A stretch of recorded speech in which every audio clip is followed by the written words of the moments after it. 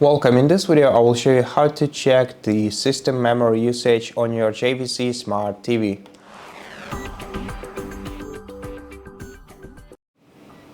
To check the occupied system storage on your TV, you're gonna have to navigate to the gear icon on the right side of your TV, then open Device and Software tile, go to About section, then scroll down to Storage, and here you'll be able to see how much of your storage is used and how much is available. Besides, you can also check the same thing in Apps menu, but you can also adjust this value a little bit by removing applications or clearing their cache in there. So in your settings, go to Applications menu, and then here you'll also be able to see how much of internal space is occupied and how much is available.